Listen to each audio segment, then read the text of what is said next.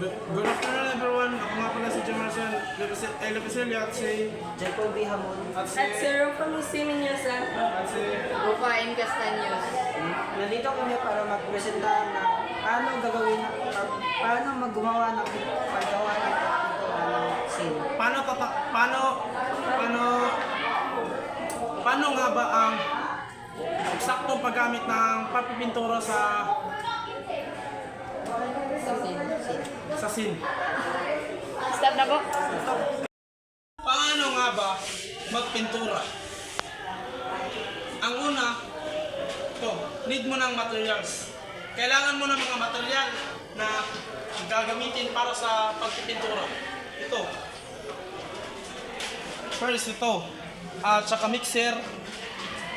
Ito, pwede ito pang mix o mga sa pintura at gagaan ito at magiging matibay ang pintura sa paghawak.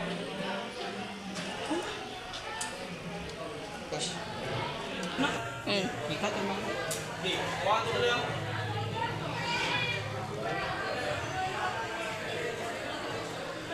Introduce ko muna ito. Itong pintura na ito, gagamitin ito para hindi madaling kalawangin ang mga bagay, metal o metal o sin kagaya nito.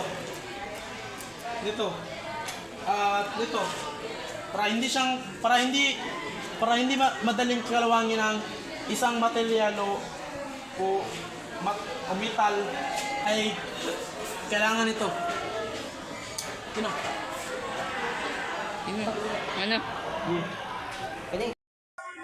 At ito naman, ginagamit ito sa pagdoble ng pintura sa isang material.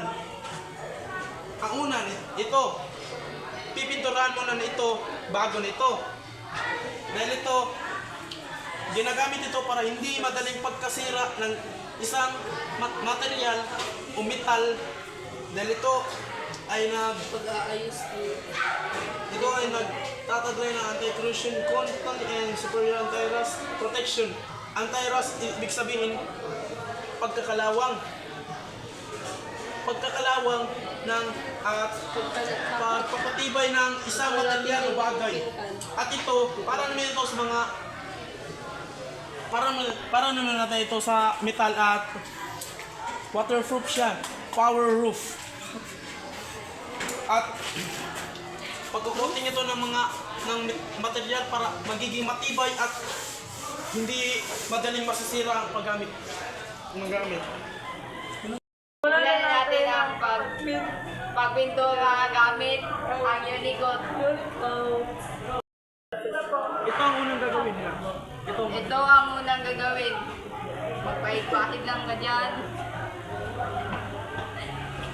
Para maging matibay. Para maging malinis at matibay ito. Kasi para hindi madaling Pagkasira pagkasira ng gamit. Mga Ate, videoin na lang sila, Ito ang A+ or tinatawag na power roof na ginagamit para sa pangalawang pintura na gagamitan natin. Yung una natin gagamitin ay yung Unicode na ginagawa nila ni Rafa Castaños.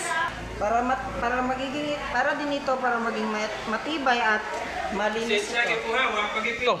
Magsimula na ako magpintura at manood kayo at paano ko gagawin ito pagpintura.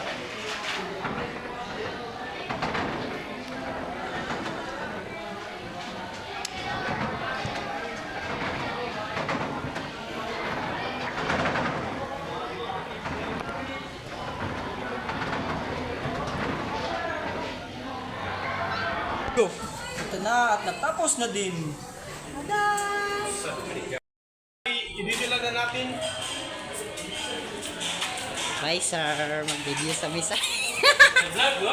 Di sir, sa performance na mo. Wala may concert. Na fighting star.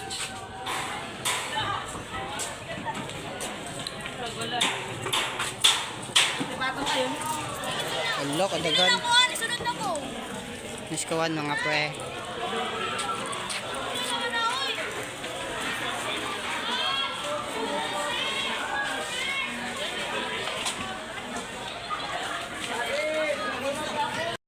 Pagkatapos natin gamitin ng kuhan, katulad nito, ay huhugasan natin o lalagyan natin ng thinner para maalis ang pintura.